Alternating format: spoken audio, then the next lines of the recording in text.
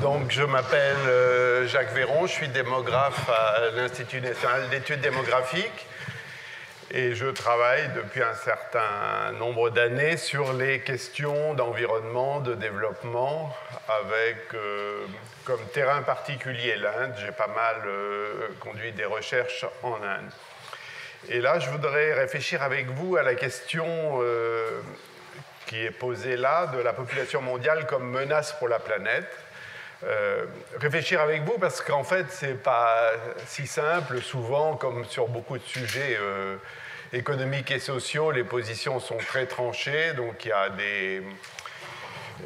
des positions, il y a des gens pour lesquels c'est évident, ça relève de l'évidence que la croissance de la population mondiale est une menace pour la planète. Et puis, en face, sur l'autre camp, les gens nient absolument tout argument. Donc, je trouve intéressant d'essayer de bien prendre en compte les différents arguments et de voir quels peuvent être les enchaînements. Et c'est pour ça que ça nous a paru utile que vous réfléchissiez vous-même dans deux logiques qui ne sont pas forcément les vôtres. C'est-à-dire que si on vous dit c'est une menace, ce n'est pas forcément que vous pensez que c'est une menace, mais ça veut dire que vous êtes en mesure de comprendre les arguments de ceux qui disent c'est une menace. Et d'imaginer les liens, les mécanismes, les relations qui sont en cause. Alors, le commandant Cousteau, je ne sais pas si ça vous parle, parce que c'était moins dans votre génération, mais il a quand même eu son heure de gloire. Donc, on l'appelait le capitaine planète, enfin les anglo-saxons l'appelaient le capitaine planète, et il s'est beaucoup ému, je peux dire, de la croissance démographique mondiale. Et dans un article paru dans Paris Match en 1992, il avait annoncé que le monde périrait étouffé par les berceaux. Donc l'image est assez forte, puisque c'est les berceaux, les bébés. C'est toujours les bébés qui sont en cause dans cette question. Et il considérait que les catastrophes étaient imminentes, c'est-à-dire qu'à l'horizon d'une dizaine d'années, donc on était en 92, à l'horizon des années 2000, début des années 2000, la planète exploserait, si on peut dire, sans forcément préciser les mécanismes.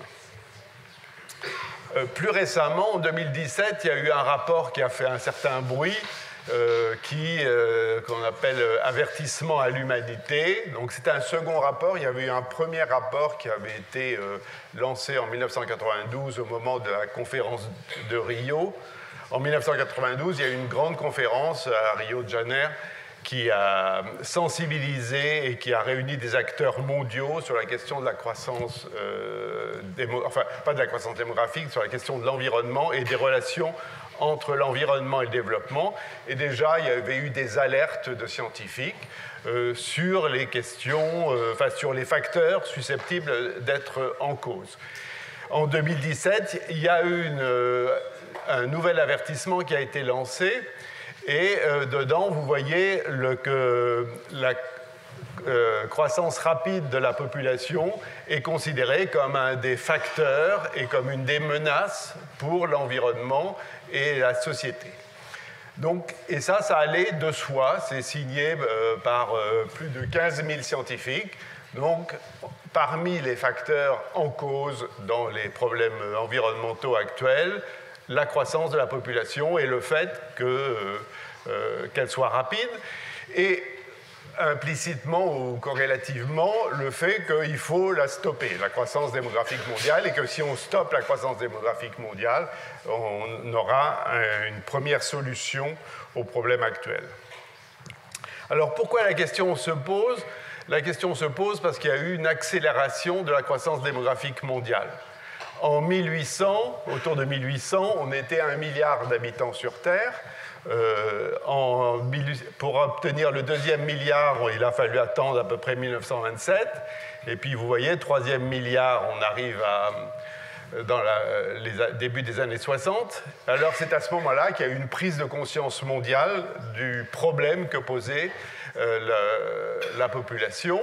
Et avec une première publication qui s'appelle Population Bomb, qui a été publiée en 1954, où vous voyez la planète remplie d'individus, de personnes, et les ciseaux, donc c'est une bombe avec la mèche au-dessus, et les ciseaux sur lesquels il y a écrit Population Control permettent de couper la mèche avant que ça explose. Donc ça résume bien la perception de la croissance démographique mondiale. Et à ce moment-là, ce qui a inquiété, c'est un rapport qui a été fait par des Américains par des membres de compagnies américaines. Et en fait, la crainte première qu'ils avaient, c'était que la croissance démographique mondiale favorise l'expansion du communisme. Ce titre de la population mondiale a été repris en 1968 dans The Population Bomb. Vous voyez toujours, donc vous voyez un petit bébé au milieu de la bombe, c'est la même illustration. Et pendant que vous lisez les mots, là, il y a 4 personnes qui meurent de faim et la plupart sont des enfants. Donc sensibilisation très forte à la croissance démographique mondiale. Et puis un peu plus tard, 4 ans plus tard, The Limits to Growth, qui a été un grand rapport utilisant l'analyse des systèmes pour montrer que l'humanité allait à la catastrophe compte tenu de l'évolution des courbes démographiques et économiques. Alors, The Population Bomb, là, que je viens de citer, en fait, ce qui est important d'avoir à l'esprit, c'est que donc, celui qui a écrit cet ouvrage, c'est Paul Ehrlich, est un biologiste américain de Stanford, qui ramenait tout à la question de la croissance de la population. Donc, ce qu'il disait, c'est s'il y a trop de voitures, s'il y a trop d'entreprises, trop de détergents, trop de pesticides, etc., trop de pollution de manière générale, à la fin, tout se ramène à trop d'individus sur Terre. Et, ajoute-t-il, en fait, un bébé américain, ça n'est pas simplement un bébé, c'est un super consommateur. Et dans le même temps, c'est une personne qui va vivre très longtemps, puisque l'espérance de vie est élevée aux États-Unis. Donc la question qu'il faut bien comprendre par rapport à tout ce débat, c'est que, bien sûr, la population est en jeu dans tout ce qui se passe, mais c'est que dans ce scénario, enfin dans cette explication, c'est la croissance de la population, c'est le fait qu'il y a trop d'individus qui est la cause de tout ce qui va mal.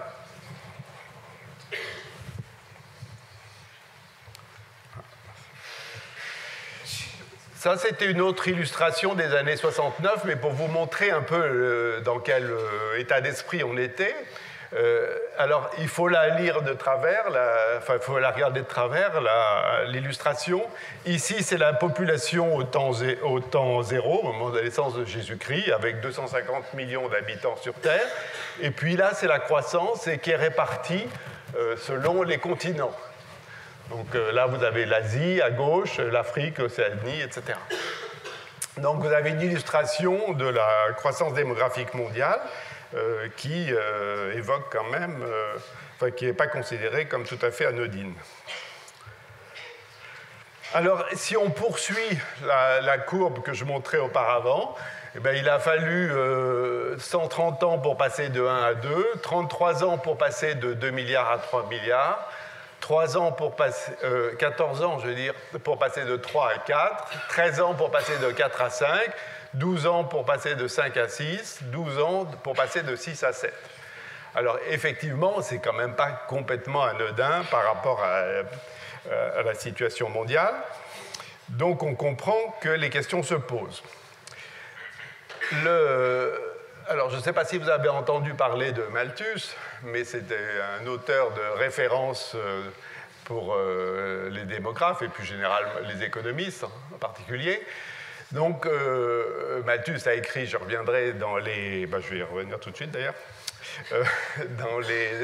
En 1789, a publié un ouvrage anonyme qui s'appelle L'essai sur le principe de population, en fait avec un titre très long, puisque c'est la façon dont ça concerne le futur de la société, des spéculations sur des considérations de Godwin, qui est un philosophe anglais, et de Condorcet. Donc l'idée de Malthus, c'est de s'opposer aux écrits de Godwin et de Condorcet, qui considéraient que le progrès de l'espèce humaine était indéfini. Et pour Malthus, ce progrès ne peut pas être indéfini du fait de la croissance de la population. Le modèle malthusien peut se résumer ainsi. Vous avez une évolution des subsistances et une évolution de la population qui sont à des rythmes différents.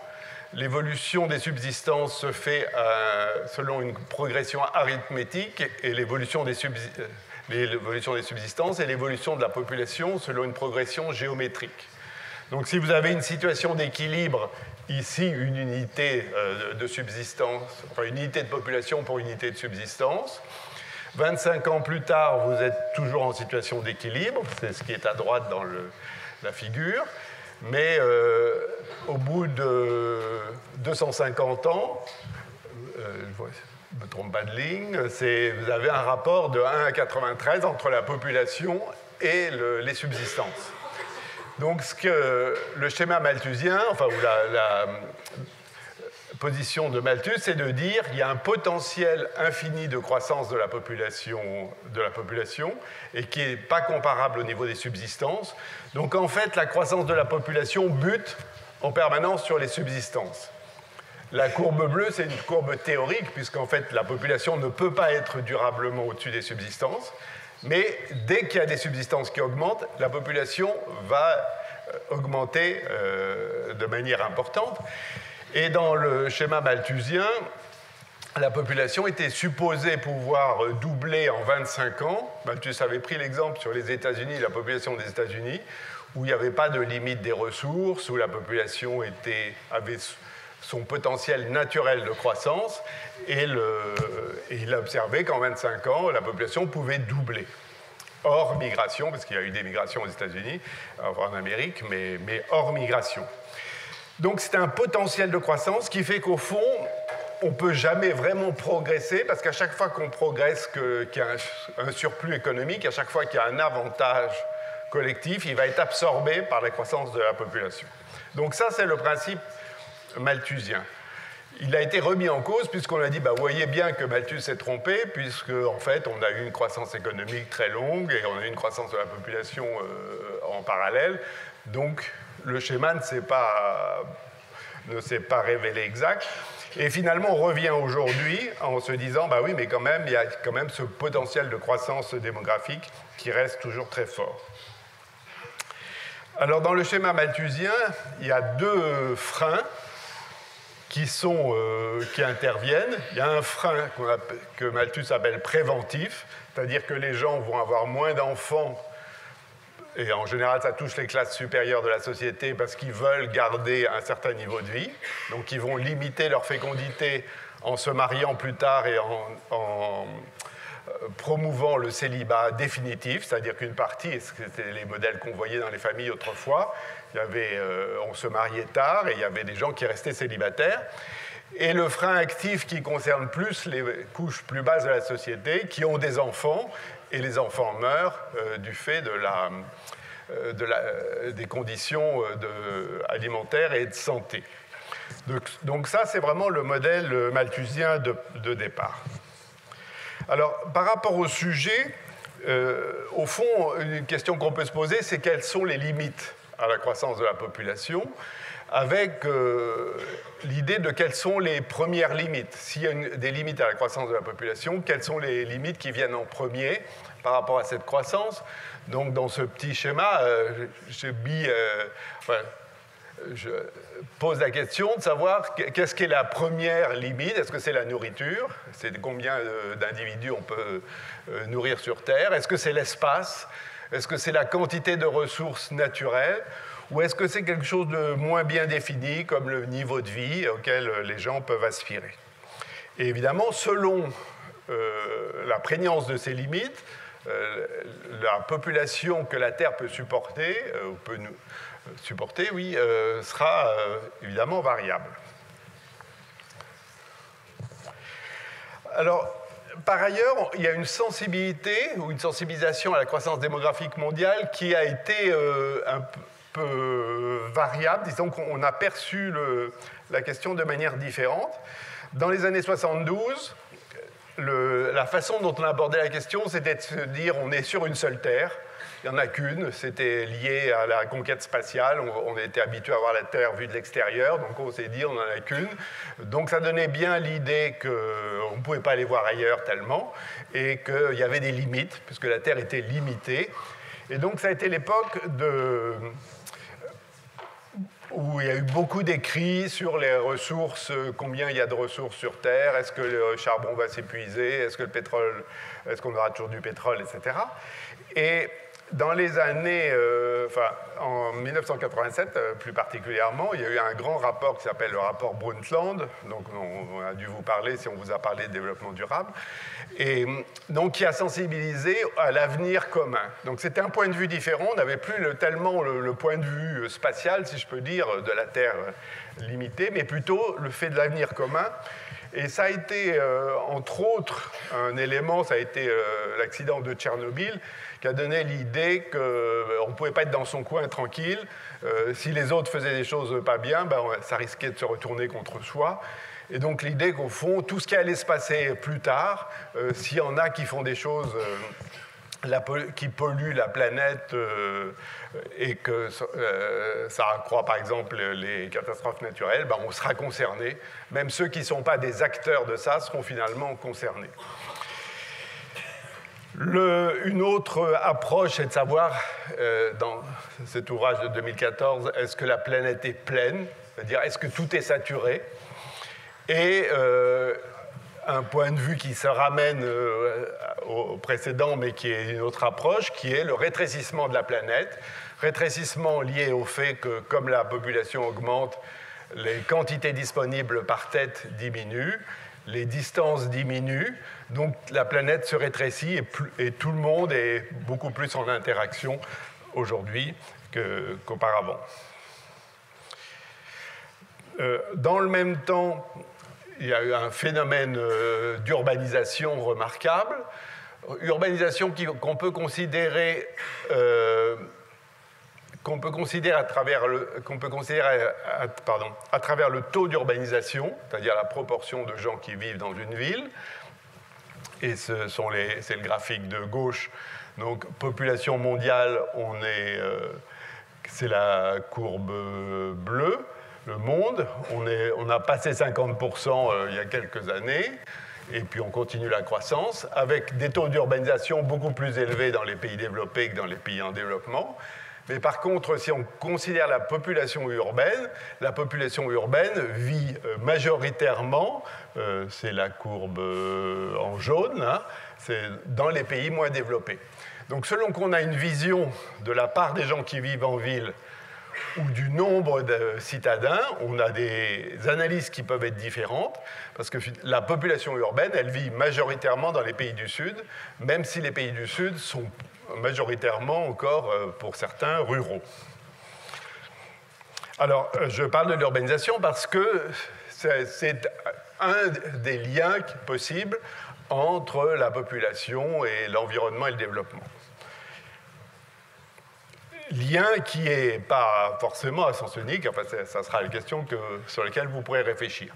Ça, c'est juste pour vous dire que l'urbanisation pose aujourd'hui...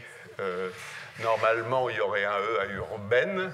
Hein, donc ça, c'est New Delhi en novembre 2019, avec donc toute une question, des sujets qui émergent beaucoup aujourd'hui de la relation entre population et santé, avec des controverses sur les effets de la pollution et la difficulté de mesurer vraiment ces effets. Mais on voit bien aujourd'hui que c'est une vraie question. Alors, est-ce que l'urbanisation, et donc ça sera des questions auxquelles vous pourrez réfléchir, va contre le développement durable? Est-ce qu'une ville peut être verte? On vous parle souvent maintenant des villes vertes. Quand vous regardez, mais je ne vais pas vous aller plus loin sur le sujet, mais quand vous regardez ce qu'on nous présente comme des villes vertes, est-ce que ce sont vraiment des villes vertes si on considère les questions de manière globale? pour prendre un exemple simple, si je roule en voiture électrique, je contribue à la ville verte parce que je ne pollue pas avec l'électricité. Mais si on fait des centrales, on est obligé de construire des centrales électrique ailleurs dans la montagne pour alimenter mon électricité, la ville, elle n'est pas vraiment verte, à mon sens. Elle est verte localement, mais elle n'est pas verte globalement. Et beaucoup des questions qu'on rencontre dans les relations entre population, environnement et développement sont de ce type. On peut avoir une relation locale, une situation locale qui est favorable, mais qui en fait a des répercussions mondiales qui ne le sont pas. Alors, est-ce que c'est une question nord-sud aussi? Est-ce que la planète, est-ce que tout le monde est égal sur la planète? Quand on dit on est 7 milliards ou bientôt 8, on fait l'hypothèse implicite qu'on est tous égaux face à tout ce qui se passe. Donc, égaux en termes de pression qu'on exerce sur l'environnement, égaux en termes de répercussions de ce qui se passe. Vous savez, aujourd'hui, on parle d'injustice climatique. Ça veut dire que tout le monde n'est pas dans la même situation par rapport au climat. Si je vis au Sahel, je subis plus les choses que si je vis, je ne sais pas où, à Acapulco, et encore, il y a des problèmes. Mais, donc, tout le monde n'est pas forcément... Et là, cette figure illustre le fait qu'il y a une dimension politique dans ces questions. Dimension politique, puisqu'on va dire, c'est quelqu'un d'un pays riche qui pollue, qui va dire à un pays pauvre, bah oui, il faut préserver l'Amazonie, parce que l'Amazonie, c'est le poumon de la planète, mais moi, je vais manger du soja, et le soja, en fait, on va couper la forêt en Amazonie pour produire du soja. Donc, et moi, parallèlement, je vais polluer, mais ça ne pose pas de problème, même si la pollution crée l'effet de serre, etc. Donc, les questions sont aussi des questions avec une dimension politique, elles ne sont pas que des questions techniques. Ça, c'est une autre façon de dire que tout le monde n'est pas en situation d'égalité. Bon, vous savez, c'est le jour du dépassement. C'est à partir de quand un pays consomme son capital naturel, c'est-à-dire pas simplement le revenu en termes écologiques, mais le capital. Et le Luxembourg l'a consommé en 2017, le 17 février. Donc à partir du 17 février, il consomme le capital et plus le revenu, alors que d'autres pays, l'Arménie par exemple, vont arriver à cette situation simplement en novembre. Bon, derrière ça, c'est associé à l'empreinte écologique, ces calculs. Évidemment, c'est contestable, comme tout est contestable, parce que c'est lié à des méthodes particulières, des éléments de mesure, mais c'est quand même révélateur, en tout cas illustratif des différences à l'échelle de la planète. Ce qui est assez frappant quand on aborde les questions d'environnement, c'est qu'on a toujours l'idée, enfin en tout cas souvent, que la population est en cause, est une variable centrale de la question. Ça, c'est une photo prise au moment de la COP 21 à Paris. Donc vous voyez, 7 milliards d'habitants, une seule planète. Mais à la COP 21, on n'a absolument pas parlé de population. J'ai parlé de Rio tout à l'heure, qui a été une grande conférence qui a vraiment structuré le débat sur les questions environnement-développement, donc en 1992. Il n'y a eu pratiquement rien qui a été dit sur la population, alors que tout le monde pense en même temps que c'est la population qui est une variable centrale. Donc il y a toujours une espèce de zone d'ombre, et les démographes, pendant longtemps, n'ont pas abordé vraiment toutes ces questions. D'abord parce que le sujet n'était pas très bien structuré.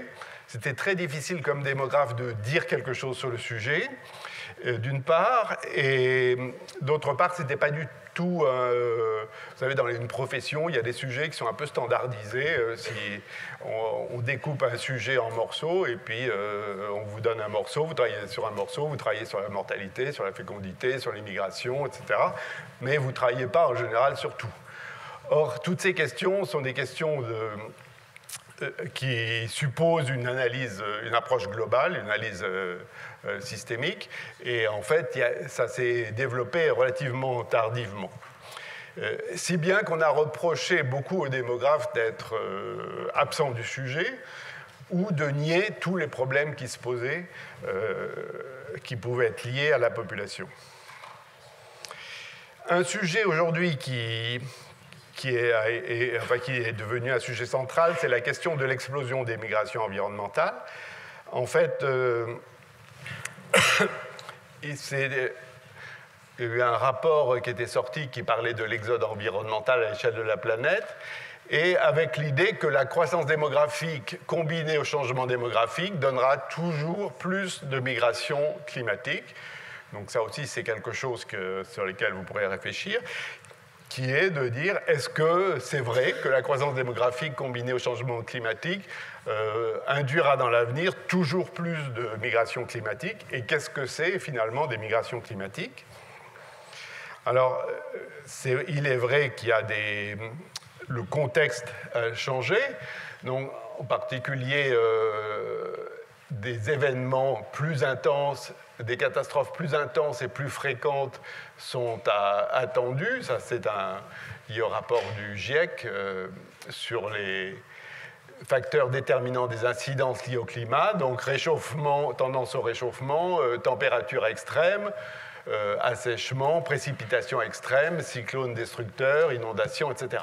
Donc il y a un certain nombre de phénomènes qui forcément ont un lien avec la population, mais est-ce que c'est un lien causal ou est-ce que c'est un lien d'effet? Est-ce que c'est une conséquence? Et avec une diversité de situations, évidemment, ce n'est pas la même chose. La désertification, ce n'est pas la même chose qu'une inondation. Ce qui n'empêche pas un même pays d'être confronté à la désertification et à des inondations. On peut avoir d'une année sur l'autre, du fait que les amplitudes des mouvements, des moussons, par exemple en Asie, les moussons sont affectés par le changement climatique, ce qui fait qu'il peut y avoir des périodes de sécheresse, et puis après, quand il se met à pleuvoir, il y a ces inondations partout. Donc, tous les phénomènes sont imbriqués. Hop, pardon. Alors, là, c'était un article que je fais référence paru dans Libération qui disait « couche culotte ou couche d'ozone, faut-il choisir ?» Donc, faut-il choisir entre la fécondité et la protection de l'environnement? Est-ce qu'il faut limiter la fécondité et les mouvements d'aujourd'hui de dire « j'ai pas d'enfants pour préserver la planète ?» Donc, s'inscrivent dans cette lignée. Faut-il choisir? Alors, ça aussi, c'est une question sur laquelle vous pourrez revenir. Alors, on peut avoir l'idée d'une apocalypse proche, et puis on peut avoir l'idée qu'au fond, rien n'est un problème. Ça, c'est un ouvrage qui est paru affirmant la thèse que l'apocalypse n'aurait pas lieu, avec des arguments sur lesquels vous pourrez réfléchir éventuellement, qui sont par exemple qu'au XXIe siècle, les personnes âgées seront plus sages et plus écolos. Bon, enfin, on peut le supposer ou on peut le croire, ou on peut que finalement, donc, avec l'idée aussi que la fécondité diminuera et qu'il y aura un équilibre automatique de la planète. Alors, je vais m'arrêter là pour cette introduction, c'est juste pour un peu vous donner des éléments de cadrage. Là, ce sont deux sites, donc c'est le site de l'INED et le site des Nations Unies. Donc, les Nations Unies, la division de la population, produit des perspectives de population tous les 2 ans, à l'échelle mondiale et à l'échelle des pays, qui vous donnent des indications sur les évolutions. Alors, premier point, la population et l'environnement. Donc, quand on dit la population, on parle de quoi? Est-ce qu'on parle d'un nombre d'habitants? Est-ce qu'on parle de densité de population? Est-ce qu'on parle d'une vitesse de croissance? Est-ce qu'on parle de système démographique? Quand on parle de l'environnement, est-ce qu'on parle du milieu naturel? Est-ce qu'on parle de la nature? Est-ce qu'on parle de ressources quantifiables et identifiées? Ou est-ce qu'on parle d'écosystèmes dans toute leur complexité? Donc déjà, beaucoup de discussions démarrent à ce stade. Population, c'est relativement clair. Encore que, quand on parle d'explosion démographique et de surpopulation, on parle de choses différentes. La surpopulation, ça veut dire qu'on est au-dessus de la population qui serait souhaitable. L'explosion démographique, ça veut dire que ça augmente très vite et que ça se développe. Donc l'explosion démographique, c'est dynamique. surpopulation, c'est statique, on est au-dessus du seuil souhaitable. Mais quand même, la difficulté vient beaucoup plus du terme environnement, parce qu'au fond, on mélange tout. Quand on dit la nature, la vraie nature, il n'en reste pas des masses. Hein. Beaucoup de zones qui sont aujourd'hui considérées comme naturelles sont déjà artificielles. Et quand on a une logique de ressources, on a souvent une logique de comptabilité, de dire combien il y a de ressources, est-ce qu'il y en a suffisamment pour tout le monde. Et puis quand on aborde la question des écosystèmes dans toute leur complexité, ben on se perd justement dans la complexité. Par ailleurs, il faut voir que quand on aborde ces questions, on est soumis de facto à des effets de mode. Dans les années 70, les sujets qui étaient traités, c'était la rareté des ressources naturelles. J'ai dit tout à l'heure, c'était la logique de la croissance dans un monde fini.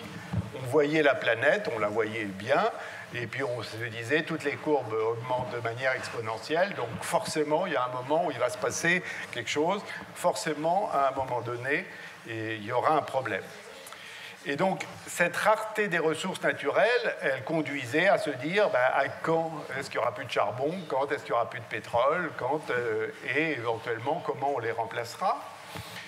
Et ce sujet, je ne dis pas qu'il est abandonné, parce qu'il revient beaucoup avec la question de l'énergie, enfin il est toujours très présent avec la question de l'énergie, mais il est moins prégnant aujourd'hui. Dans une deuxième phase, on a beaucoup mis l'accent sur les modes de production et les modes de consommation.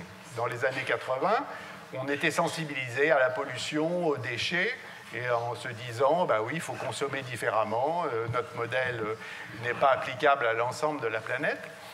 Et donc, c'était vraiment ce qui occupait le devant de la scène.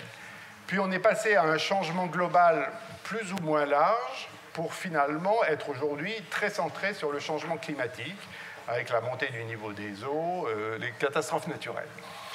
Et alors, cet effet de mode n'est pas sans incidence sur la recherche, parce que suivant l'époque à laquelle vous vous trouvez, si vous voulez faire de la recherche et avoir des financements, il y a une époque où il valait mieux travailler sur la production et la consommation. Aujourd'hui, il vaut mieux travailler sur le changement climatique. Si vous arrivez avec un projet moyennement ficelé sur un sujet complexe avec le changement climatique, vous avez plus de chances qu'il soit pris que si vous arrivez avec un sujet jugé ringard parce que c'est les ressources naturelles, machin, et que... Donc il faut déjà l'habiller différemment. Si on passe à l'énergie, c'est différent, je l'ai dit. Mais donc ça a une incidence. Et on voit bien qu'il y a une sensibilisation. Aujourd'hui, on pense changement climatique et on a beaucoup de mal à garder tous les autres paramètres en tête, paramètres de pollution, de gestion des déchets. Et évidemment, quand on aborde la question de l'énergie, on a toutes ces questions qui doivent être considérées. Alors, juste pour vous convaincre qu'il y a une certaine complexité, c'est un petit tableau que j'avais fait pour montrer les façons dont on pouvait aborder la question. Alors, c'est tout petit, c'est pas très lisible, j'en suis conscient. C'est juste pour vous dire que là, j'avais mis des nombres et des systèmes dans ces cases, et nombres et systèmes dans le cas de l'environnement, dans le cas de la population, et dans quel sens étaient les relations. Par exemple, si je regarde la relation population vers l'environnement, je vais m'intéresser à la capacité de charge, à l'empreinte écologique, à l'équation dite IPAT, sur laquelle je reviendrai. Donc là, on cherche l'effet sur l'environnement de la population. On peut prendre la relation inverse, qui est l'effet de l'environnement sur la population. C'est par exemple la morbidité, la mortalité. Si je m'intéresse par exemple au paludisme, je vais regarder si le fait de couper des forêts, d'abattre des arbres, ça va augmenter les moustiques ou les réduire. Et rien que pour vous donner un élément de complexité, il y a des moustiques qui aiment l'ombre, il y a des moustiques qui aiment le soleil. Donc dans certains cas, quand je déforeste, j'ai tendance à faire baisser le paludisme, dans d'autres, je le fais augmenter. Donc vous voyez, déjà sur juste une relation qui est d'un élément très déterminé sur un autre élément très précis, on rencontre déjà la complexité.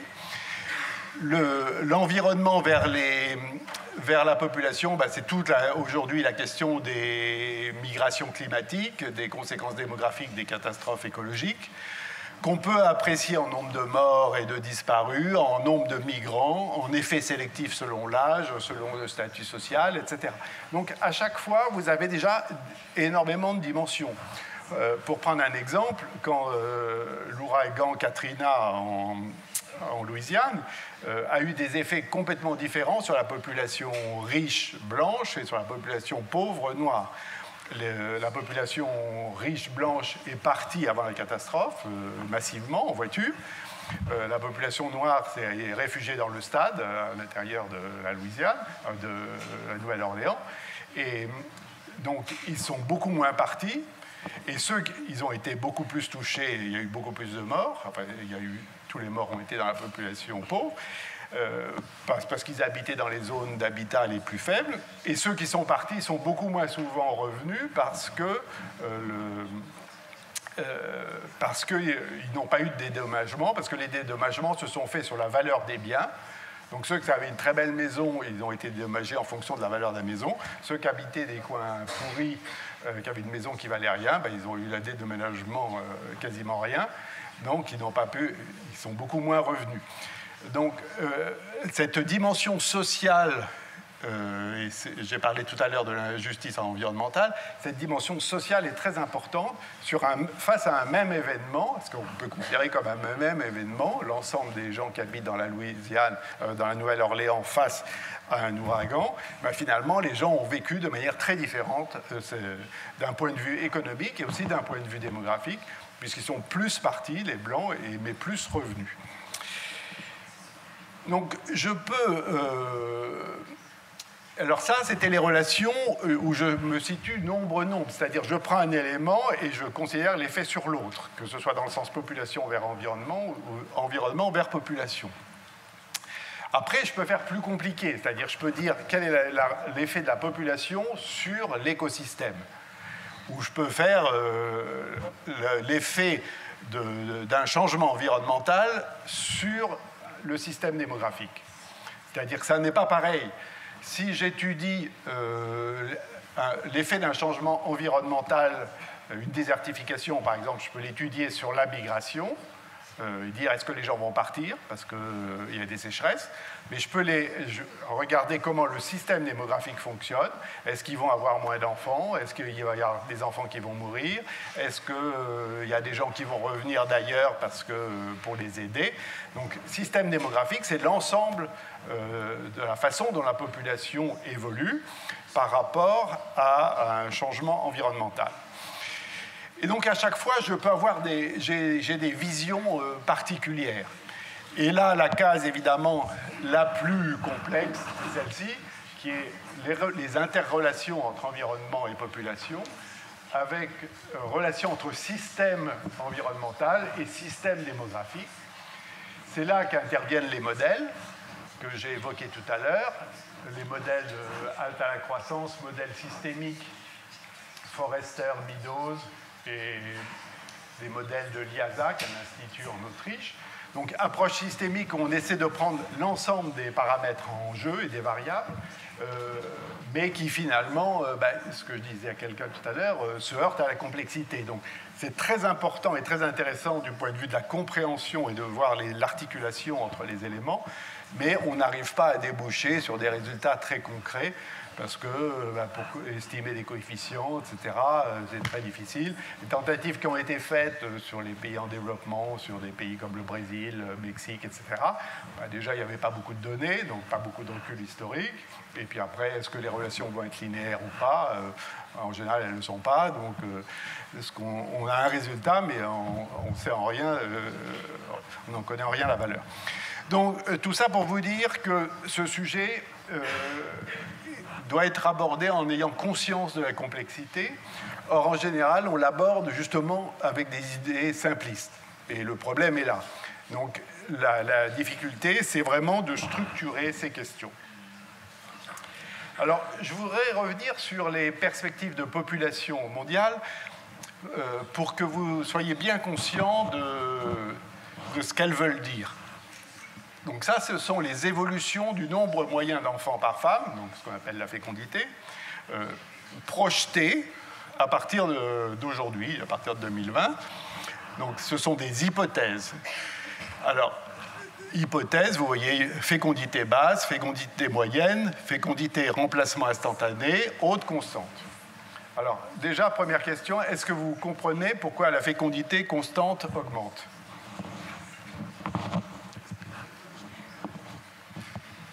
Est-ce que ce n'est pas un peu contradictoire? C'est fécondité mondiale. En fait, c'est que l'hypothèse fécondité constante, c'est la fécondité constante par pays. Et si elle est constante par pays, comme les pays les plus gros vont prendre de plus en plus de poids, la fécondité mondiale va augmenter, même si elle ne bouge pas dans chaque pays. Donc, vous voyez déjà là qu'il y a une dynamique qui est en jeu derrière. Et là, ce sont des hypothèses a priori, c'est-à-dire on dit fécondité basse, si la fécondité évolue dans telle direction, qu'est-ce qui se passera? Alors ce ne sont pas des hypothèses qui viennent de nulle part. La fécondité basse, c'est parce qu'en Europe, par exemple, il y a des situations de fécondité basse en Allemagne, en Italie, en Espagne, au Portugal. Donc c'est un scénario possible, ce n'est pas un scénario invraisemblable. Au Japon, etc. Alors, remplacement instantané, ça veut dire que du jour au lendemain, tous les couples n'ont que 2,1 enfants par femme, enfin un peu plus de 2. Simplement, les couples se renouvellent. C'est-à-dire que la population n'augmente plus, mais elle se renouvelle. Mais simplement, elle n'augmente plus de manière différée. L'effet n'est pas immédiat. Et donc, c'est très important, ce scénario de remplacement instantané, je vais y revenir. Donc ce sont des hypothèses a priori. Ce que je disais à quelqu'un aussi, c'est que on n'a pas des fécondités qui sont des fonctions de quelque chose. Ce n'est pas fonction du revenu, fonction de l'urbanisation, fonction de l'éducation ou ce qu'on veut. Ce sont des schémas qu'on considère comme possibles au vu de l'évolution passée. Alors, en fonction de ces hypothèses, on a des évolutions de la population mondiale qui sont très différenciées. Et vous voyez dans l'hypothèse scénario de fécondité constante, donc fécondité constante, ça veut dire qu'on bloque les compteurs sur ce qui se passe aujourd'hui, eh bien on arrive à plus de 25 milliards d'habitants sur Terre. Donc ça veut dire quoi? Ça veut dire que si on ne veut pas avoir 25 milliards d'habitants sur Terre, il faut que la fécondité continue de baisser. Et ça, c'est quelque chose dont les gens ne sont pas suffisamment conscients, personne n'est assez conscient de ça, c'est que quand on dit il va y avoir stabilisation, ou la stabilisation est envisageable, etc., ça suppose la poursuite de la baisse de la fécondité. S'il n'y avait pas poursuite de la baisse de la fécondité, on serait encore sur ce modèle. Pas parce que la fécondité est très très élevée, mais simplement parce que sa dynamique va jouer. Alors, vous voyez qu'en fait, le scénario fécondité basse, enfin là on ne le voit pas très bien, mais on va le voir mieux, je pense, là. Enfin, vous voyez que le scénario fécondité basse, c'est la courbe en vert. On a des croissances, mais on n'a pas des croissances immédiates. Hop là. Par rapport à ce dont vous avez parlé, là, le rapport à l'espace, voilà la carte de la répartition de la population mondiale sur Terre. Donc, est-ce que vous considérez qu'il y a beaucoup de monde ou il n'y a pas beaucoup de monde au vu de cette carte? Celui qui n'aimait pas être trop serré. Si vous n'aimez pas être trop serré, vous allez où? Vous allez en Amazonie, vous allez au sud de l'Afrique, vous allez en Australie. Bon, il y a les incendies, mais on n'est pas trop serré. Donc, il y a quoi derrière ça, derrière cette carte? Il y a le fait que les localisations de population se sont faites en fonction des zones qui sont les plus favorables initialement. Vous avez ensuite la dynamique démographique. Inde, Chine, c'est la vitesse de croissance de la population qui est en jeu. Et puis après, vous avez l'effet urbanisation. Comme vous voyez aux États-Unis, les villes sont pas mal sur les côtes, donc vous avez toute une urbanisation côtière, Amérique centrale, relativement forte densité, Brésil aussi, c'est les zones de villes qui vont tirer la population. Donc quand on parle de répartition de population mondiale, il faut quand même avoir à l'esprit le fait que la Chine et l'Inde, ça fait aujourd'hui 2,5 milliards d'habitants, les deux seuls pays. Donc dans ces deux pays, vous avez déjà une concentration majeure de la population mondiale. Alors ça veut dire quoi? Ça veut dire que tous les pays ne sont pas à égalité par rapport à ces questions. Et ça veut dire que si on agit sur ce qui se passe là, ça a une incidence mondiale. Et en particulier quand il y a eu des perspectives de population mondiale, quand la Chine a adopté la politique de l'enfant unique, ça a eu un effet sur les perspectives mondiales. Et donc il a fallu les ajuster en fonction de ce qui se passait en Chine, compte tenu du poids de la Chine.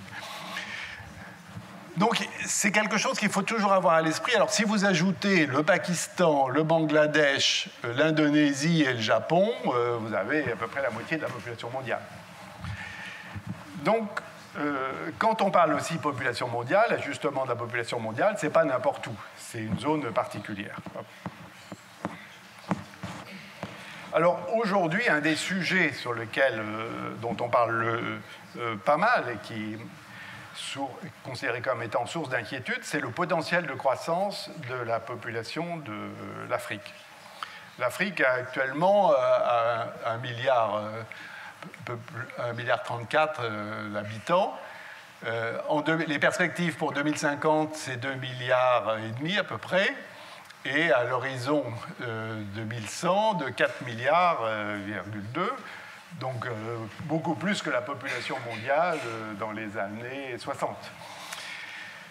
Avec, on ne voit pas bien là sur la carte, une répartition, ça c'est la carte de la fécondité de l'Afrique, donc les plus foncés c'est 4 enfants ou plus, et très peu de niveau bas, mais quand même déjà des différences au sein de l'Afrique. Alors, le potentiel de croissance de l'Afrique, il n'est pas lié au fait que Alors, on dit toujours au Niger, les gens ont 7 enfants, 8 enfants. D'ailleurs, Macron avait parlé de ça, il dit en Afrique, tout le monde a 7 ou 8 enfants. Ce n'est pas le cas.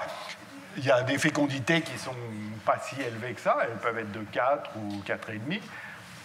Mais simplement, comme la population africaine est extrêmement jeune, et qu'il y a beaucoup de femmes en âge d'avoir des enfants, même si elles n'en ont que 4, ça en fait beaucoup à l'arrivée. Donc il y a une dynamique de la population qui est en jeu et qui est... Donc ça, c'est dans la variante médium des Nations Unies, donc celle qui paraît la plus raisonnable. Alors, quand on parle d'inégalité et de répartition, il y a des répartitions de la population qui sont inégales, mais même à l'intérieur des pays, il peut y avoir des répartitions inégales de la population. Ça, c'est l'exemple de l'Inde en 2011, avec, vous voyez vous voyez sans doute pas parce que c'est un peu petit, mais les densités. Donc ça, c'est une carte des densités de population en Inde. Alors en Inde, vous avez une partie montagneuse au centre, et en fait, les gens sont pas mal sur les côtes. Mais si je considère par exemple le Kerala, ici, qui est à peu près à 860 habitants au kilomètre carré, et le Bengale occidental qui est à 1029, 1030. Donc là, on a deux schémas de très forte densité de population. Alors, dans le cas du Kerala, c'est une zone qui n'est pas très urbanisée. Au Bengale occidental, il y a la ville de Calcutta. Donc la ville de Calcutta fait forcément monter les densités de population. Donc on a deux schémas qui sont très différents de densité de population. Dans un cas, c'est de la densité large urbaine. Au Kerala, c'est de la densité, pas vraiment rurale, mais enfin plus rurale, disons. Et d'ailleurs, si vous allez sur la côte, par exemple, vous avez des cocotiers en bas, et vous avez l'impression que c'est des chantiers de cocotiers, et en fait, les gens, il n'y a que des habitations en dessous. Il y a une occupation de l'espace, pour revenir sur les questions d'occupation de l'espace, une occupation de l'espace maximale. Et à côté de ça, vous avez des zones où les densités sont relativement faibles. Alors, au Rajasthan, c'est 200, il y a une partie en désert. Et vous voyez donc des inégalités internes à un pays qui peuvent être déjà très fortes. Et avec des situations démographiques différentes, des situations sociales différentes, des situations économiques différentes.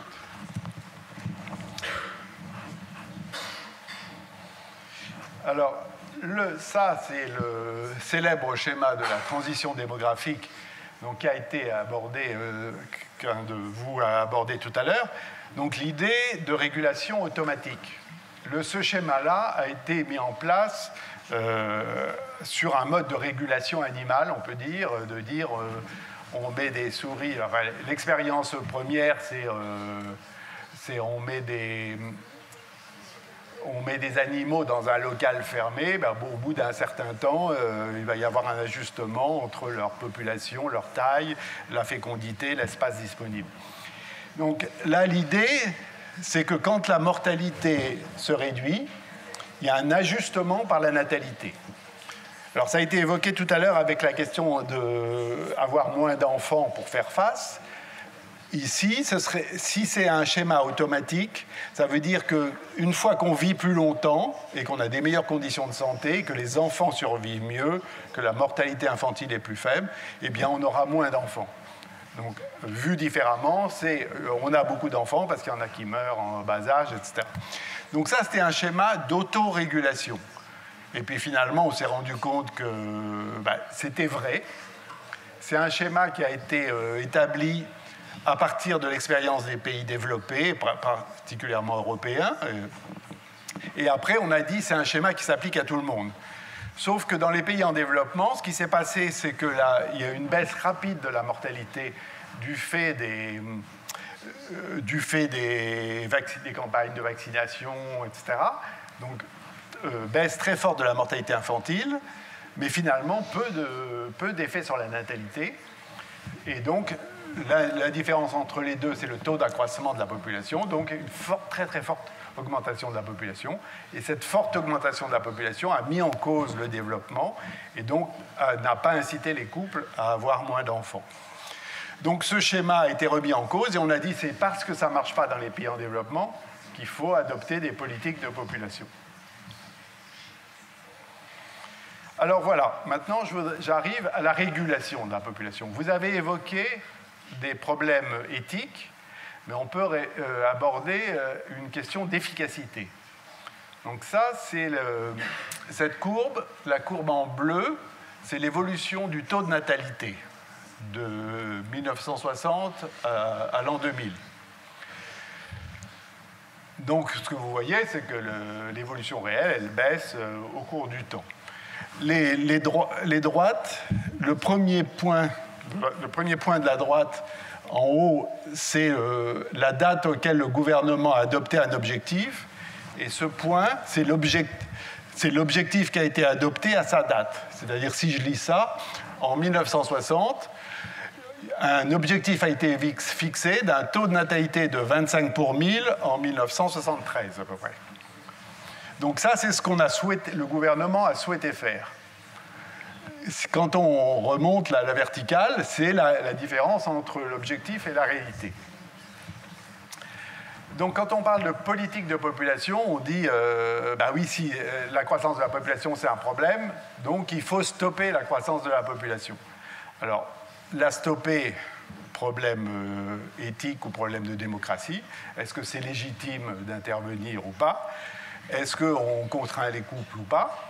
Dans le modèle indien, on est dans une démocratie, donc on a laissé aux couples la liberté de déterminer la taille de leur famille. En 1960, c'était l'époque aussi où donc ça, l'Inde, c'est le pays qui a fait le premier programme de planification familiale dans le monde au début des années 50. C'est vraiment une expérience longue. Et donc, quand on a adopté les premiers programmes, c'était l'idéologie américaine qui était derrière. C'était de dire si les gens ont trop d'enfants, c'est parce qu'il n'y a pas de moyens, ils n'ont pas accès à des moyens contraceptifs. Donc, on a ouvert des cliniques de planification familiale, distribuant des préservatifs, permettant un accès à la stérilisation, en disant si on donne l'offre de contraception, les gens, en fait, ils vont l'utiliser, ils vont avoir moins d'enfants. Sauf que ça n'a pas marché du tout, comme vous pouvez le voir. Donc il y a une nouvelle politique qui a été dire, alors il y avait des noms, c'était l'optique cafétéria, on pouvait aller se servir, etc. Après, on est passé à l'éducation des populations. Donc l'éducation, c'est de dire aux femmes, en particulier, faites attention, si vous avez beaucoup d'enfants, vous allez avoir des risques pour votre santé, pour vos enfants, etc. Donc essayez de les sensibiliser à la réduction de la taille des familles. Vous voyez, ça n'a pas eu beaucoup plus d'effet, toutes les courbes, les droites sont plus ou moins parallèles, donc à chaque fois, il y a un décalage très important entre objectif et réalité. Dans les années, en 1975, en fait, un gouvernement d'Indira Gandhi, à l'époque, a établi l'état d'urgence. Il y avait une situation politique de crise, donc état d'urgence, mesure, mobilisation de l'armée. Et le fils d'Indira Gandhi était très, très sensible, pas Rajiv Gandhi, mais un autre fils, était très sensible à la question démographique, donc il a beaucoup poussé à ce qu'on adopte des politiques pour interdire d'avoir plus de 3 enfants. Et à ce moment-là, on a mis en place des cliniques de stérilisation, ce qui a créé un scandale. En fait, ça s'est fait surtout au Kerala, au sud du pays. C'est-à-dire il y avait des tentes qui étaient installées et les hommes attendaient, ils passaient tous, ils étaient en série et on les stérilisait comme ça, en leur donnant un peu d'argent au passage. Donc c'était des campagnes de stérilisation massive, mais qui n'ont pas touché un nombre infini de gens, en tout cas qui ont existé. Et ça a créé un scandale absolu. Donc, justement, du point de vue de la démocratie, des droits, etc. Donc, ça a contribué à la chute du gouvernement d'Indira Gandhi. Et le gouvernement qui a pris la suite a dit, non, nous, on ne va plus faire de la planification familiale, on va s'occuper du bien-être familial. On va essayer de développer, il faut permettre aux gens d'avoir accès à la pilule, au stérilet, dispositif intra-utérin. Mais donc, on a dit, c'est plus de la planification familiale. Planification familiale, c'était trop connoté, atteinte aux libertés. Donc, on fait du bien-être familial. Et le résultat du bien-être familial, ça a été pareil, c'est qu'on n'a pas atteint les objectifs qui étaient souhaités. Et ce qui est curieux pour la petite histoire, c'est qu'il y a eu vraiment opposition très forte à la stérilisation. Enfin, ça a vraiment fait un scandale dans les journaux, on parlait de ça beaucoup. Et en fait, quand on regardait dans les années 90 la façon dont les couples limitaient la taille de leur famille, c'était par la stérilisation, mais stérilisation féminine. Et donc à 70%, 75%, les femmes avaient recours à la stérilisation féminine pour limiter la taille de leur famille. Donc elles n'espaçaient pas leur naissance, elles avaient leurs enfants. Si elles en voulaient 3, elles avaient 3 enfants, et après, elles étaient stérilisées. Alors, c'est très difficile, moi j'ai essayé de travailler un peu sur le sujet, c'était très difficile de savoir quelle était la dimension offre-demande, parce qu'en fait, lors de l'accouchement, les médecins proposaient des stérilisations quand les femmes avaient déjà eu un certain nombre d'enfants. Donc, c'est très difficile de savoir qu'est-ce qu'était la demande et qu'est-ce qui était... Mais c'était un fait que ça avait créé un scandale quand on avait parlé de stérilisation qui était masculine à l'époque. Et finalement, un peu sous les radars, ça a été la stérilisation féminine qui est devenue le mode principal de limitation de la taille des familles. Alors, le contre-exemple ou le parallèle à faire, évidemment, c'est avec la Chine sur la politique de limitation des naissances. Alors, à la différence de l'Inde, en Inde, très très tôt, on s'est préoccupé de la croissance de la population mondiale. Quand il y avait 250 millions d'habitants, il y avait déjà un souci de limiter la taille des familles. Nehru, c'était avant l'indépendance indienne, c'était déjà beaucoup préoccupé de la question. Je dis à l'inverse parce que Mao Tse-tung, lui, il trouvait que plus il y avait de gens, mieux c'était. Donc pour lui, ce n'était pas un sujet. Au contraire, c'était bien que la croissance de la population. Et puis à un moment donné, il s'est rendu compte lors d'un recensement qu'il y avait beaucoup plus de gens qu'il ne pensait. Et là, il a commencé à changer d'opinion. Donc il y a eu une campagne qui s'appelait cette campagne, la Wan Xi Shao, d'espacement des naissances, centrée beaucoup sur mariage tardif, espacement des naissances. Et ensuite, vous avez eu la politique de l'enfant unique. Alors, ce que vous voyez sur ce graphique, c'est qu'en fait, ce n'est pas la politique de l'enfant unique qui a réduit la fécondité chinoise aussi rapidement que ce qu'on dit. Il y a déjà eu une baisse très rapide de la fécondité chinoise avant la mise en place de la politique enfant unique. Alors, la politique de l'enfant unique a fait baisser encore plus, a mis un cran de plus, mais surtout a été une grosse atteinte aux libertés par rapport à celle d'avant qui était... incitative, mais incitatif à la chinoise, c'est quand même assez incitatif, mais pas directement répressif. La politique de l'enfant unique, c'était directement répressif. Dans les usines, une femme enceinte était dénoncée, on l'obligeait à avorter. Donc là, il y a eu une phase très dure sur le plan alors surtout en milieu urbain, parce qu'en milieu rural... Donc il y a eu le phénomène qui a été évoqué tout à l'heure de modification du rapport de masculinité. Au départ, il y a eu pas mal de non-enregistrement des petites filles. Quand on avait une petite fille en milieu rural, on ne l'enregistrait pas, donc elle n'existait pas au vu de l'état civil, mais on gardait sa possibilité d'avoir un enfant, garçon. En milieu urbain, ce n'était pas possible, très peu possible, donc c'était des avortements sélectifs. Et les avortements sélectifs ont conduit au déséquilibre des sexes, qui a été mentionné tout à l'heure, qui a été très important. Alors, au passage, on voit bien, on veut réduire la fécondité, ben, ce n'est pas anodin, parce que finalement, cette préférence pour les garçons, elle a toujours existé en Chine, par exemple.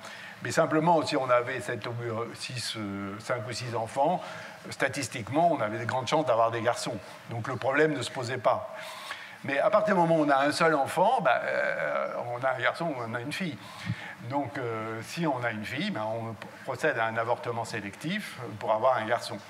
Et donc ça s'est développé beaucoup en Chine. Et ensuite, la Chine a pensé avoir résolu son problème de croissance démographique rapide, mais s'est dit, oh là là, c'est que maintenant, on va être confronté au vieillissement de la population. Et donc aujourd'hui, pour amortir le vieillissement de la population, la politique de l'enfant unique a non seulement été abandonnée, mais il est autorisé, les couples peuvent avoir un nombre supérieur d'enfants, et même on les incite un peu, on leur permet, mais vraiment. Sauf que maintenant, la fécondité ne remonte pas. Autant les gens, quand on leur a interdit d'avoir un enfant supplémentaire, ils ont essayé à tout prix de l'avoir. Une fois qu'on leur dit, maintenant vous pouvez y aller, non, ils n'ont plus envie. Ils n'ont plus envie parce qu'entre-temps, il y a des choses qui ont changé. Il y a la croissance économique, l'urbanisation, il y a des choses qui ont changé, qui font que maintenant, le coût de l'enfant est vécu comme étant beaucoup plus élevé qu'il ne l'était auparavant. Là, il y a une transition qui s'est faite entre monde rural et monde urbain.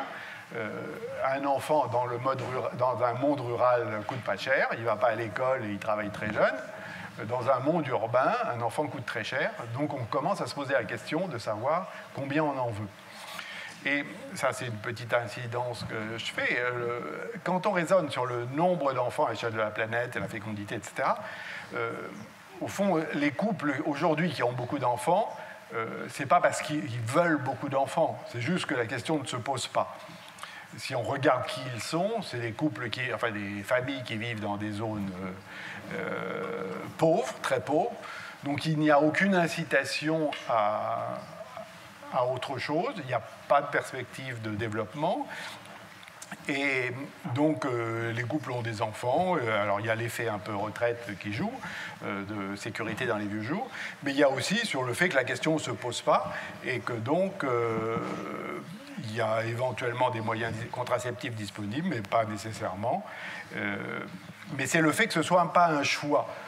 C'est à un certain niveau de développement que les couples effectuent un choix vraiment de dire combien j'en veux, etc.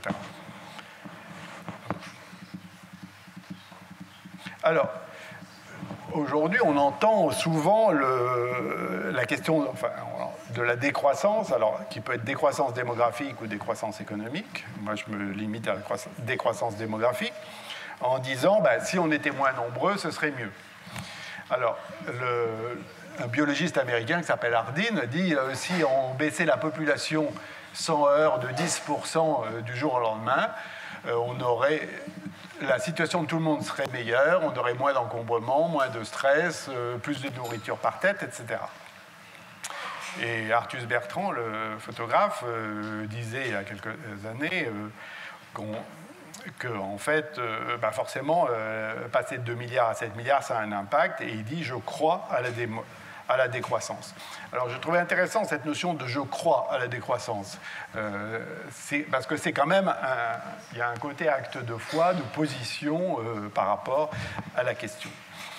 Alors, ce qu'en général, les gens sous-estiment, c'est l'effet d'inertie démographique. L'inertie démographique, c'est l'élan qu'une population a prise. Donc ça, c'est l'évolution de la population mondiale si du jour au lendemain, les femmes, enfin les couples, n'avaient plus que le nombre d'enfants qui correspond au remplacement des générations. Donc du jour au lendemain, on est aujourd'hui à 2,4 ou 5 fécondité mondiale. Dans tous les pays, on passe à quelque chose qui est un peu autour de 2,1. Eh bien, ce que vous voyez, c'est que la croissance démographique mondiale continue jusque pratiquement à la fin du siècle. Donc, quand on dit, oui, pour les problèmes, la croissance de la population est la source de dégradation de l'environnement, donc il faut limiter la taille de la population, il faut avoir conscience du fait que la limitation ne peut pas être immédiate. Ça ne veut pas dire qu'il ne faille pas la faire, mais ça veut dire qu'il faut gérer un temps intermédiaire où la population continuera de croître. Donc la décroissance ne peut pas être une solution immédiate aux questions environnementales actuelles. On ne peut pas passer de 7 milliards à 5 milliards d'habitants, même pas du jour au lendemain, mais en quelques décennies. Et donc ça, c'est quelque chose qu'il faut... Les deux choses qu'il faut avoir à l'esprit par rapport à ces questions de décroissance, c'est comment est-ce qu'on fait de la décroissance ? Comment, je vous montrais l'expérience d'avant, comment on fait que les gens ont moins d'enfants ? Et deux, il y a un temps d'adaptation pendant lequel il faut continuer à gérer la croissance de la population.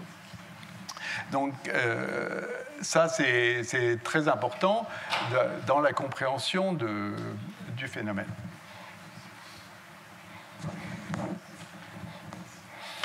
Alors, évidemment, si on passe à la décroissance, bon, c'est un peu sombre, hein, je suis désolé, ça c'est un schéma où on passe du jour au lendemain à une fécondité basse. C'est une fécondité de 1,4 enfants par femme. Donc vous voyez l'évolution de la pyramide des âges. Alors est-ce que ça vous suggère quelque chose, ça, en dehors du fait que ça ressemble à un champignon? C'est le vieillissement de la population. Tout d'un coup, et c'est réel, c'est assez réel dans certains pays, c'est ce qui se passe. Hein, en Italie, c'est ce qui se passe, par exemple. Tout d'un coup, on est sur un rythme de croissance et une vitesse de croissance, et puis d'un coup, on s'arrête et là, ce sont les pauvres actifs qui ne sont pas tous ceux-là, hein, parce que là, il y a les jeunes, donc les actifs, ils sont là, quoi. Ces pauvres actifs qui doivent s'occuper des personnes du dessus et des personnes du dessous. Alors là, ça m'a conduit à la question de la deuxième révolution, ce qu'on appelle la seconde révolution démographique. Je vous ai parlé de la première, où il y avait ajustement, fécondité, mortalité. La seconde révolution démographique, c'est le fait que, automatiquement, les couples ont moins d'enfants, parce qu'ils ont envie de faire autre chose, parce que justement les arbitrages fécondité, niveau de vie sont différents, individualisme, etc. Et donc cette théorie qui a été développée pour expliquer pourquoi des pays comme l'Italie, le Japon, l'Espagne, etc., avaient une fécondité très basse. En fait, il n'y a pas un modèle vraiment unique, parce que si on compare par exemple le Japon à l'Italie, c'est assez différent. Il y a des modèles familiaux qui sont derrière. Mais toujours est-il que dans la théorie de la seconde transition démographique, il y a le fait que ça se passe tout seul. Le développement économique, tout seul, fait que les gens ont moins d'enfants. Et les discussions d'aujourd'hui sur couche culotte, couche d'ozone, etc., relèvent de ça. Ça peut être pour des raisons mentalisées, des raisons de dire c'est pour sauver la planète, ou ça peut être parce que j'ai pas envie d'enfant, ou ça peut être parce que l'histoire ne se présente pas comme ça. Au Japon, le cas du Japon est intéressant à cet égard, et je vais y revenir, parce qu'au Japon, dans les pays développés européens, il y a le mariage a été remis en cause, mais il y a une cohabitation des couples. Au Japon, il y a très très peu de cohabitation. Les femmes restent célibataires jusqu'à 35-39 ans, vraiment une évolution caractéristique, mais il y a très peu de cohabitation. Donc il y a très peu de fécondité. Dans le modèle français, le mariage a été remis en cause, mais il y a la cohabitation qui a pris le relais, et il y a une fécondité qui a baissé, mais qui est restée relativement élevée par rapport aux normes européennes. Au Japon, ce n'est pas du tout le cas. Et en fait, les raisons ne sont pas les mêmes. Je disais en Italie, en Espagne, partout. Dans certains pays, ça a été lié à la crise économique. En Italie, c'est lié au phénomène Tanguy, un peu que les garçons restent dans leur famille très longtemps et n'ont pas envie de se marier et de baisser leur niveau de vie. Au Japon, c'est les rapports entre hommes et femmes qui interviennent. Les femmes n'ont pas trouvé leur place dans la société et elles refusent le rôle de mère au foyer ou de femme soumise dans l'entreprise. Et donc leur façon de se positionner, c'est de rester célibataire et de ne pas constituer une famille. Mais par rapport à la discussion qu'il y a eu tout à l'heure sur les droits à la procréation, il y a une question des droits de ceux qui veulent en avoir beaucoup, et puis il y a les situations de fait. Alors, quand on parle de décroissance, c'est la troisième dimension qu'il faut avoir en tête, c'est qu'une décroissance, ça veut dire un vieillissement considérable de la population. Et vieillissement considérable de la population, ça veut dire invention de nouvelles relations entre les générations.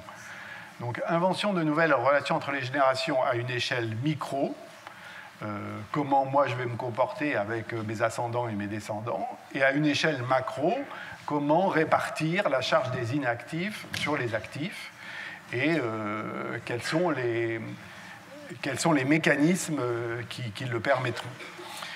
Ce schéma illustre les vitesses du vieillissement. Donc là, en haut, la barre tout à fait en haut, c'est la France. En France, pour passer de 7% de personnes de plus de 65 ans à 14%, on a mis 115 ans. Et pour un triplement de cette proportion, c'est-à-dire de 7 à 21, on a mis 157 ans. En Chine, pour passer de 7 à 14%, c'est ici, il faut 23 ans. Et pour passer de 7 à 21, il faut 11 ans. Donc vous voyez que le problème ne se présente pas exactement dans les mêmes termes. Il se présente d'autant moins dans les mêmes termes que le système de protection sociale en Chine est un système qui n'est pas rodé, qui est un système à mettre en place. Donc quand vous êtes dans une perspective de vieillissement aussi rapide, il faut mettre en place un système alors que la part de la population âgée augmente considérablement. Et c'est vraiment une source de préoccupation majeure pour les Chinois aujourd'hui, de dire comment est-ce qu'on peut gérer notre croissance de la population. Et alors, le titre que j'avais mis tout à l'heure sur la figure de la Chine, c'était « Croître ou vieillir ». C'était un adage d'Alfred Sauvy, c'est de dire, ben oui, mais on n'a pas le choix. Ou on croît, une population augmente et elle ne vieillit pas, ou elle s'arrête de croître et elle vieillit. Alors, le scénario intermédiaire, c'est la stabilisation de la population, mais la stabilisation, elle se fait avec du temps. Donc, si on repasse à un niveau de remplacement des générations, ben, au bout de 50 ou 60 ans, on peut avoir une stabilisation. Mais dans la période intermédiaire, on a un très fort vieillissement de la population. Donc, quand on dit décroissance, on dit est-ce que je peux agir sur la population ? La décroissance, elle ne peut pas être immédiate. Et la décroissance, elle veut dire un vieillissement considérable de la population. Donc il faut avoir ça en tête. Et là, on revient sur la notion de développement durable. Le développement durable, ce n'est pas que de l'environnement, c'est aussi du social. Et il faut gérer la contrainte environnementale, mais il faut gérer aussi la dimension sociale. Quand on voit le débat sur les retraites aujourd'hui en France, je peux vous dire que les problèmes chinois, ils sont d'une autre nature. Et simplement, bon, les gens n'ont pas voix au chapitre peut-être de la même façon. Mais... Alors, le scénario de dépopulation. Donc ça, c'est un exemple de décroissance réelle. Là, ce n'est pas une décroissance voulue, c'est une décroissance réelle. Le Japon, la courbe du haut, c'est le nombre de moyen d'enfants par femme, en bleu, et en rouge, c'est le taux net de reproduction. C'est-à-dire, le taux net de reproduction, c'est combien une femme met au monde de filles qui va être en âge qui survivra et qui sera en âge d'avoir des enfants. Donc le taux net de reproduction, quand il est de 1, il y a parfaite reproduction de la population, ni croissance ni décroissance. Donc là, on voit qu'il y a une baisse très rapide de la fécondité au Japon et un creux qui correspond au fait une année qui s'appelait année cheval et feu, qui portait malheur aux petites filles. Donc les gens ont ajourné les naissances pour ne pas avoir de naissance féminine cette année-là. Et puis la baisse de la fécondité. Donc la conséquence, c'est la décroissance de la population japonaise. Alors, la pyramide des âges de la population du Japon, la voilà. Malheureusement, on ne voit pas très bien, on ne voit même pas du tout l'évolution future. Elle est surlignée là, elle arrive aux 200, là. Elle passe à 200, mais ce n'est pas c'est pas du tout visible. Alors, là aussi, je fais une petite parenthèse. C'est intéressant, une pyramide des âges, parce que ça vous raconte l'histoire d'un pays. Et pour l'anecdote, la Chine avait fait un recensement en 1957, je crois, et puis après n'a plus fait de recensement du tout, parce que les États n'aiment pas forcément les recensements, parce que les recensements, on va voir tout ce qui se passe. Et puis en 1982, je crois, il y a eu une ouverture de la Chine internationale, et des experts internationaux sont venus travailler sur le recensement chinois. Et sur le recensement chinois, sur la pyramide des âges du recensement chinois, enfin à partir du recensement chinois, on a vu toutes les années de famine sous la Chine de Mao. Donc ça, c'était pas extrêmement plaisant, mais ce que je veux dire, c'est qu'on n'avait pas eu d'informations pendant très longtemps, mais simplement en construisant la pyramide des âges de la Chine au début des années 80, on voyait ce qui s'était passé auparavant. Et là, de la même façon, vous voyez les accidents de la pyramide avec les effets de guerre, l'année cheval et feu dont je vous ai parlé tout à l'heure qui fait une entaille, puis un déficit des naissances, puis une reprise de la natalité. Avec, sur la pyramide française, longtemps, vous voyez les deux guerres mondiales de manière très nette. Et donc là, vous voyez la transformation de la pyramide des âges avec les perspectives qui sont celles-ci. Aujourd'hui, on est à 28% à peu près de personnes de plus de 65 ans et on passerait au Japon à 40% à l'horizon 2060. Donc là aussi, il faut gérer. Ça veut dire quoi concrètement? Ça veut dire qu'aujourd'hui, on ferme des écoles dans les petits villages, on ferme des écoles pour les transformer en maisons de retraite. Après, c'est bien ou mal, mais c'est comme ça, il faut le faire. Enfin, il faut être conscient de ça et que la vie locale s'en ressent un peu. Alors, il y a une question que vous n'avez pas du tout mentionnée dans votre discussion, c'est la question des migrations internationales. Pourtant, on en parle pas mal. Est-ce que la croissance de la population est facteur de migration internationale? Est-ce qu'il y a eu toute une polémique sur l'Afrique, la ruée vers un ouvrage de la ruée vers l'Europe, la ruée de l'Afrique vers l'Europe? Donc l'idée que l'idée principale, c'est l'idée de vases communicants à l'échelle de la planète. C'est-à-dire qu'il y a des pays où il y a une fécondité basse et qui vieillissent, et puis il y a des pays avec une fécondité haute et qui sont jeunes. Et donc, les migrants quittent leur pays pour aller équilibrer la pyramide des âges des pays à faible fécondité. Alors, est-ce que, il y a plusieurs questions qui sont soulevées à cet égard. Est-ce que la croissance de la population est en elle-même un facteur de migration internationale? Ça, c'est un point. Et est-ce que la migration internationale est un facteur d'équilibre des structures par âge des pays développés, enfin des pays où la fécondité est basse? Alors, sur le premier point, en fait, vous voyez que le nombre de migrants internationaux n'est pas considérable à l'échelle de la planète. Il y a moins de 250 millions de migrants internationaux, migrants qui sont considérés comme, qui sont identifiés comme étant ceux qui vivent hors de leur pays d'origine. Alors, des migrants, ce n'est pas exactement la même chose que des migrations. Je suis un migrant si j'habite en dehors de mon pays d'origine. Je peux faire 4 migrations. Je peux aller en Chine, ensuite en Inde, ensuite au Mexique, etc.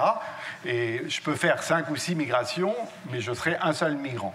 Donc selon qu'on parle de migration ou de migrants, on a des visions différentes. Et si je retourne dans mon pays à la fin, je ne suis plus un migrant, puisque je reviens dans le pays dans lequel je suis né.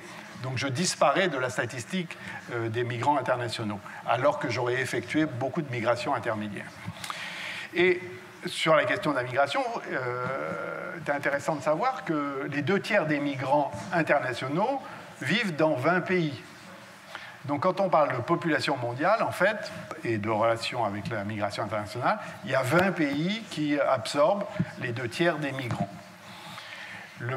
Les pays qui absorbent le plus, ce sont les États-Unis, l'Allemagne, la Russie et l'Arabie saoudite.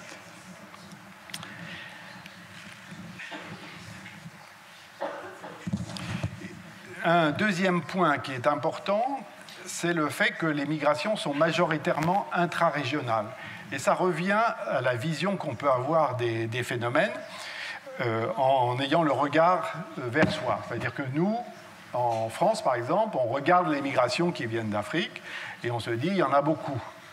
Mais si on regarde les migrations vues d'Afrique, il y a peu d'Africains qui vont en France. Les Africains, ils vont passer du Burkina en Côte d'Ivoire, ils vont changer de pays majoritairement. Donc là, ce sont les migrations internationales avec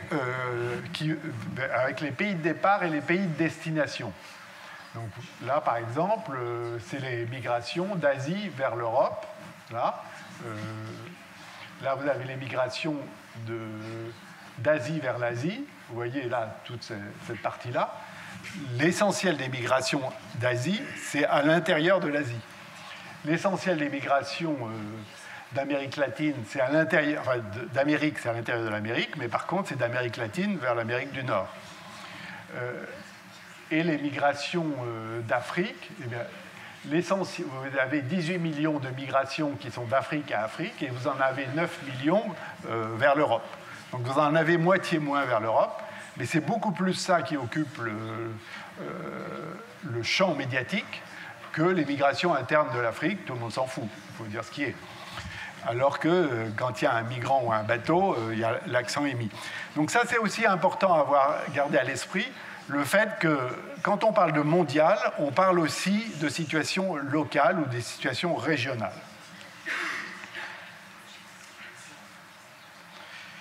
Avant de vous épuiser complètement, je vais vous dire une dernière chose. Donc les migrations, ce qu'on appelle les migrations de remplacement, c'est important d'avoir juste ça à l'esprit, pas de rentrer dans le tableau, mais l'idée, je parlais de vases communicants, l'idée c'était de remplacer les naissances par des migrants. Jusqu'à quel point on peut remplacer les naissances par des migrants? Alors, et quel serait selon vous l'avantage de remplacer les naissances par des migrants? S'il y a un avantage, ce serait quoi? Oui. Oui. Mais l'avantage vraiment, c'est quoi par rapport à la population active? Oui. Non, sur la population active, c'est que la croissance est immédiate. Vous faites venir un migrant, vous avez tout de suite l'augmentation de la population active. Si vous avez des naissances, c'est différé de 20-25 ans.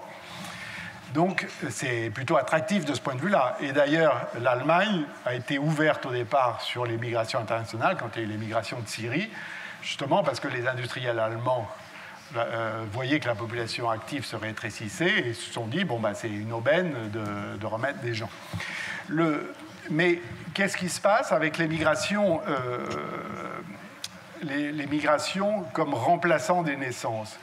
Bien, c'est que les migrants, ils vont faire comme les autres, ils vont vieillir. Donc à terme, ils vont grossir le vieillissement, enfin la part de la population âgée. Donc il va falloir plus de migrants pour tenir compte du fait qu'il y en a plus, qui sont plus aux âges élevés. Et le phénomène, en fait, est un phénomène explosif. Enfin, explosif au sens mathématique. Donc c'est... pourquoi ? Parce qu'en fait, et là encore, on aborde des questions qui sont dynamiques de manière statique ou statique comparative, en disant, bah oui, il y a les trous, on va mettre des migrants dans les trous de la pyramide des âges. Mais en fait, ces migrants, ils ont une vie, ils vont vieillir. Et alors, si on est dans les modèles du Moyen-Orient, où les travailleurs viennent et puis ils s'en vont dès qu'ils ont un certain âge, on ne les garde pas très longtemps, donc le problème ne se pose pas parce qu'il y a un renouvellement permanent des migrants. Mais dans un modèle où les migrants s'installent, il faut de plus en plus de migrants pour équilibrer la pyramide des âges. Donc là aussi, c'est des questions qui peuvent être débattues d'un point de vue démocratique, mais il y a une dimension technique qu'il faut prendre en compte.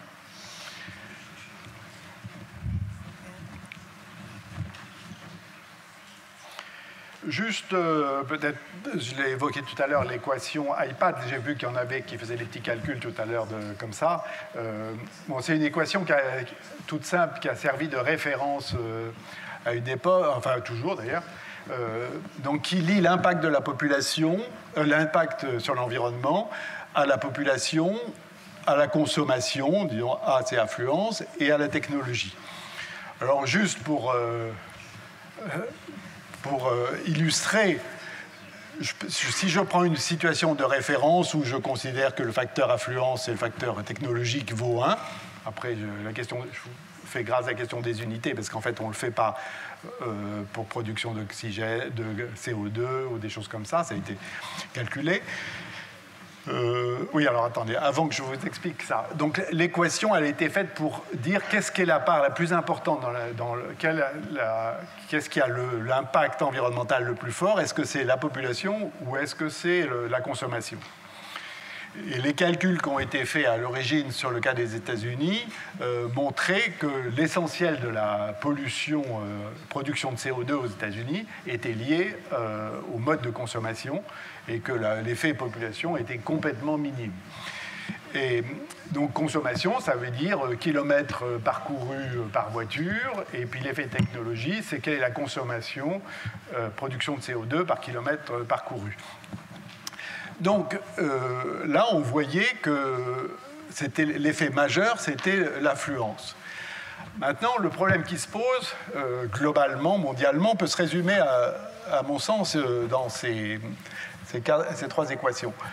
La première, c'est de dire rien ne change. La technologie ne change pas, la consommation ne change pas, il y a juste la population qui change. Donc si j'ai été dans une situation initiale de 7, j'arrive à une pression de 10.